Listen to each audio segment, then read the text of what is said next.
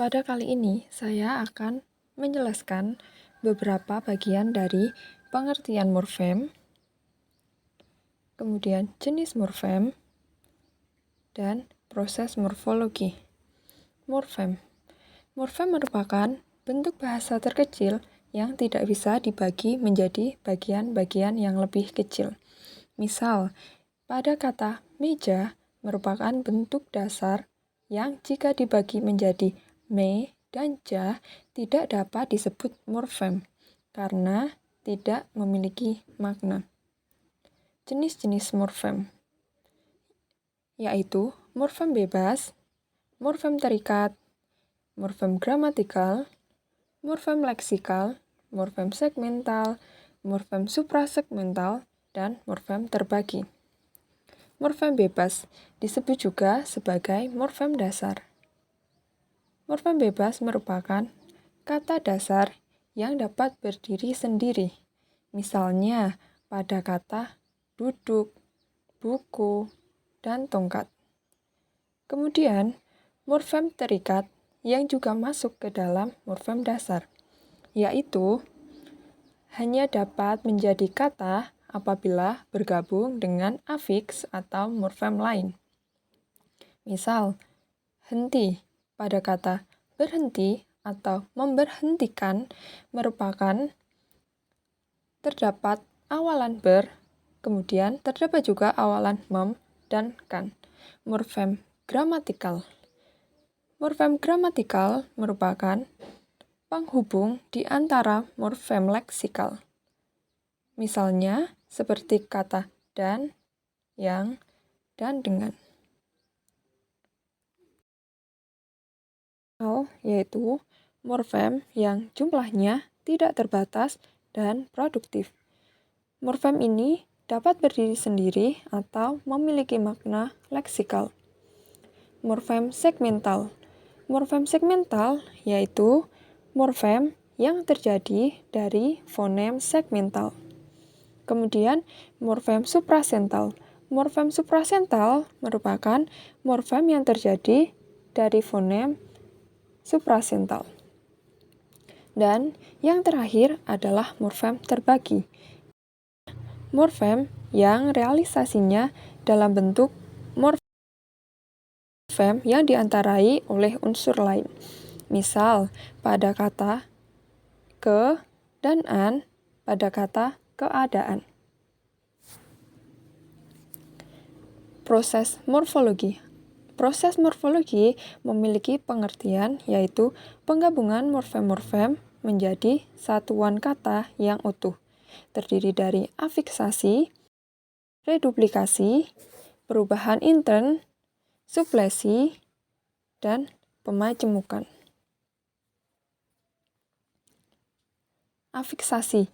Afiksasi yaitu penggabungan pokok kata dengan afiks, di mana afiks yaitu bentuk terikat yang jika ditambahkan akan mengubah bentuk.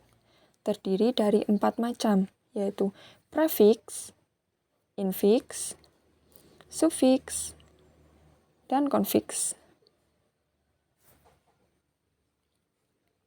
Prefiks atau awalan terdiri dari prefik ber yang dapat berubah menjadi be jika kata yang dilekati diawali dengan huruf R.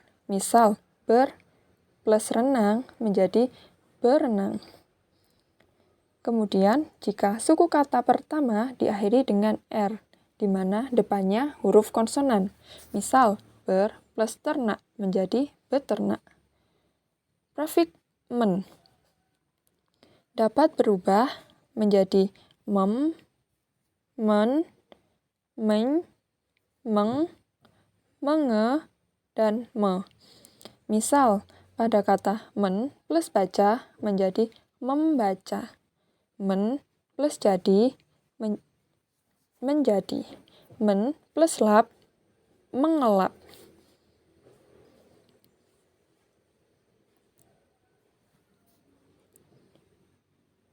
Kemudian ada prefik per Misal, pada kata berenang berubah menjadi perenang. Per plus rawat menjadi perawat. Per plus ajar menjadi pelajar, di mana pada kata ini huruf R melebur menjadi huruf L, sehingga menjadi pelajar bukan perajar. Kemudian prefix pen. Prefix pen dapat berubah menjadi pem, pen, peng, peng, pe, dan penge. Misal, pen plus nanti menjadi penanti. Kemudian, pen plus baca menjadi pembaca, bukan penbaca, karena huruf N telah lebur menjadi huruf M. Selanjutnya, pen plus saji menjadi penyaji. Pen plus ikut menjadi pengikut. Dan pen plus lap menjadi pengelap, bukan penelap. Karena huruf pen berubah menjadi peng, sehingga pen plus lap menjadi pengelap. Prefix ter. Misalnya, pada kata ter plus murah menjadi termurah. Ter plus lanjut menjadi telanjur, bukan terlanjur, karena huruf R telah melebur menjadi huruf L. Infix atau sisipan. Infix L. Misal, pada kata getar plus L menjadi geletar. Huruf L menyisip di antara G dan tar. Infix R. Misal, pada kata gigi plus R menjadi gerigi. Selanjutnya yaitu infix M. Misal, kata guru plus M menjadi gemuruh, di mana M menyisip di belakang G dan di depan huruf. Sufiks atau akhiran. Sufiks dari serapan asing yaitu wan, wati, dan man. Misal, himawan ataupun himawati. Jika yang asli atau yang sering kita pakai yaitu sufiks berakhiran an yang dapat menyatakan tempat atau lokasi. Misal, sekolah plus an menjadi sekolahan. Kemudian menyerupai. Misal, mobil plus an menjadi mobil-mobilan, di mana di sini dapat berarti menyerupai mobil.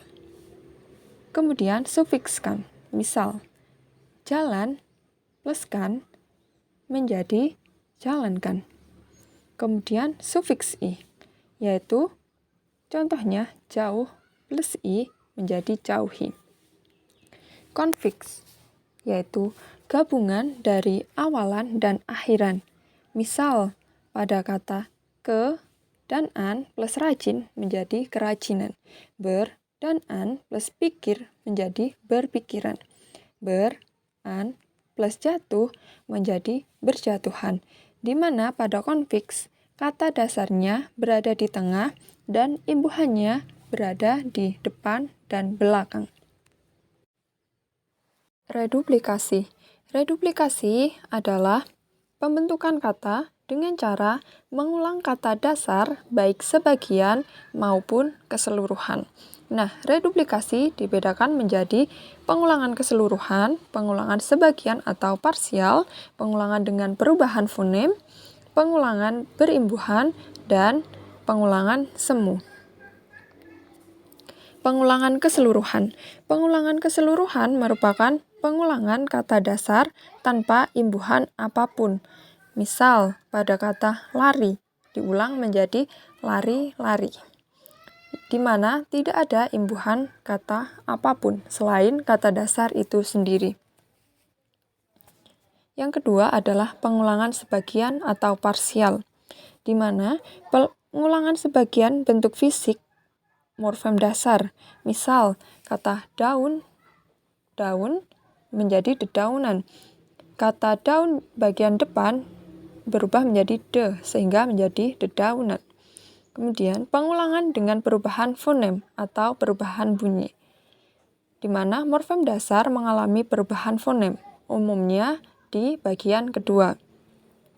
Misal pada kata sayur plus sayur menjadi sayur mayur, fonem S pada bagian akhir berubah menjadi M.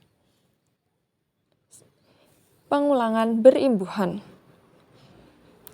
Pengulangan kata dasar keseluruhan dengan penambahan afiks, baik di salah satu maupun di keduanya. Misal, pada kata jalan-jalan ditambahin ber menjadi berjalan-jalan. Hijau plus hijau menjadi kehijau-hijauan. Ditambah oleh kata ke di bagian depan dan an di bagian belakang. Yang terakhir, pengulangan semu. Pengulangan semu adalah kata yang seolah-olah terlihat sebagai pengulangan, padahal kata dasar yang memang bentuknya terdiri dari dua kata.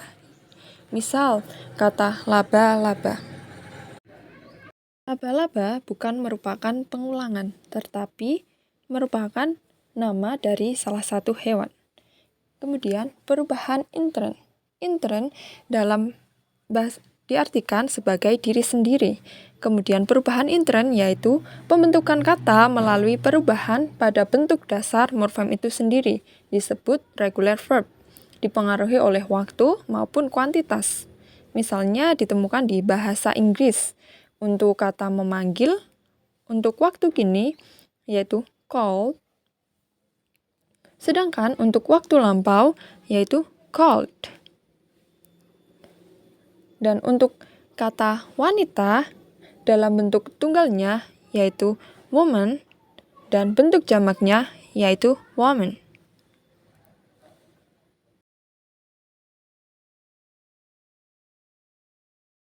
Yaitu suplesi. Suplesi sering dikatakan sebagai irregular verb. Suplesi berarti morfologi melalui suplesi yang menghasilkan bentuk yang baru.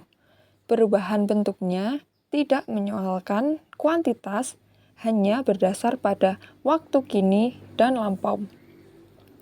Misalnya pada kata membeli, untuk kini yaitu buy, dan untuk lampau yaitu bought. Sedangkan melihat untuk masa kini see, dan untuk masa lampau adalah saw. Permajemukan. Permajemukan atau sering kita sebut sebagai kata majemuk, yaitu gabungan dua kata dasar yang menghasilkan kata dengan makna baru.